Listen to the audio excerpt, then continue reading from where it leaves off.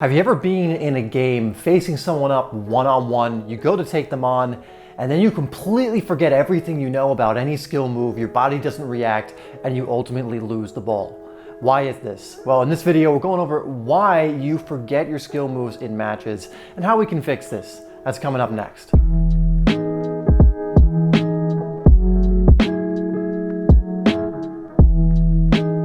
Hi there, my name is Dave and this is Simplysoccer. If you are new to the channel where we are producing videos every single week to help you improve your game and stand out on the pitch.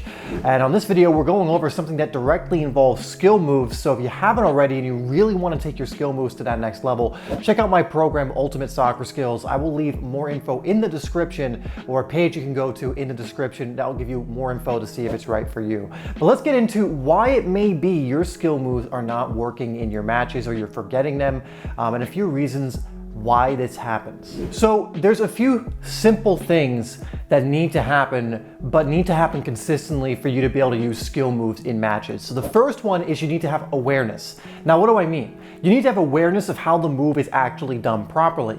This is why things like YouTube and finding people who know how to do these moves is so crucial, because you can watch, the mechanics of the move, what's going through someone's head when they're doing it, what you need to do to get this move right, what situation to use it in. For example, we just did a video recently on when to use La Croqueta, not just how to do it, but when to use it. And having all of this information is going to help you, because if you break down the mechanics of the move, now you know how to go out there and practice it.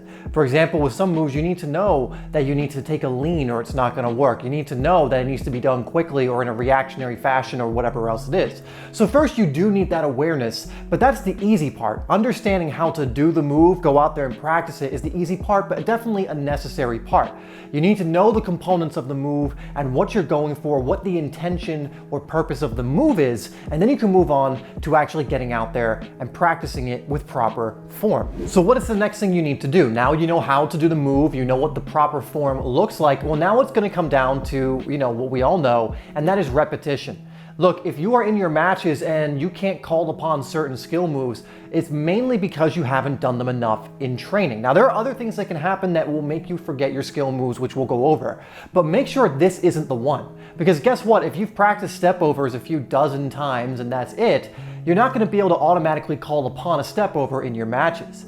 You want to get to the point where it's instinct, where it's muscle memory. And all that means is you've done the movement so many times that essentially your muscles, your body knows how to do it without even thinking. And so you need to get on the training pitch, again, have the awareness of how to do the move with proper form, when to do it, all of that different stuff. And then you need to practice the move. You need to practice the movement. You need to practice doing it better and better and better. You need to practice doing it faster if the move calls for you, and most moves do. If the move calls for you to do it faster and that makes it more effective, for example, the faster you can do a step over and lean in that direction and then push it out the other way, the more effective it's going to be. But you need to go out there and actually practice that movement over and over and over again if you really want to make it so that you're doing it automatically in your games. So the first thing to look at is, again, knowing how to do the move properly, because if you don't know how to do it properly, you're probably not going to fool the defender. They'll probably read what you're doing. But after that, it's making sure you're doing it enough in training to the point where you don't even need to think about it when the opportunity in matches to use it arises. Okay, so now you have the awareness, you've worked on it by yourself. Now you really need to start using it in match situations. And this is somewhat of a block for a lot of players who might be able to do the movement.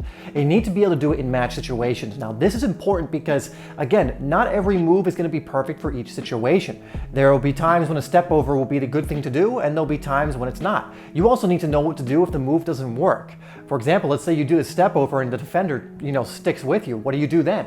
Right? And this is when practicing it in match situations is going to be so crucial. And so now I would say bring into team training, or even when you're just playing with friends, get some friends together who are on your team, some teammates, and be able to start using the moves you're learning in those sessions and really try them out in a proper arena. And what I mean is in match situations.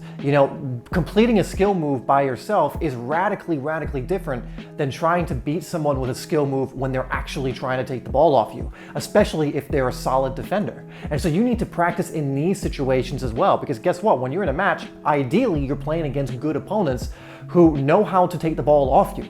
And so you want to be able to fool that kind of defender, a good defender. Again, you might be able to do the movement well, but you need to practice in these match situations at match speed to get really to that top level of mastery when it comes to a skill move. So again, going through the steps, have the awareness. Make sure you're practicing repetitively the proper movements, and then take it into your training so you can do it at match speed in match situations. You'll play the way you train. So make sure in your training, when someone's actually trying to take the ball off you, you are working on this move. Now, the final reason that you may be blanking or you might be not able to perform your skill moves is nervousness. And this is even if you know the move. For example, I know how to do the step over very well. I would go as far to say as I've pretty much mastered this move. I can do it automatically. I know when to do it. But if I get nervous, I sometimes mess up the most simple components of this move. I'll sometimes trip over the ball. And so nervousness is another thing you have to keep in mind. Now, you will get confident in the move itself by doing it over and over again. And after you've done it successfully so many times, you'll have confidence in that. But your overall confidence, if you're nervous overall in the game, that can affect your skill moves. And so you'll want to work on eliminating nervousness, eliminating nerves. I have videos that will help you with that and help you go over that. If you want some help with that, I even have an actual program, Complete Soccer Confidence, that will help eliminate that for you.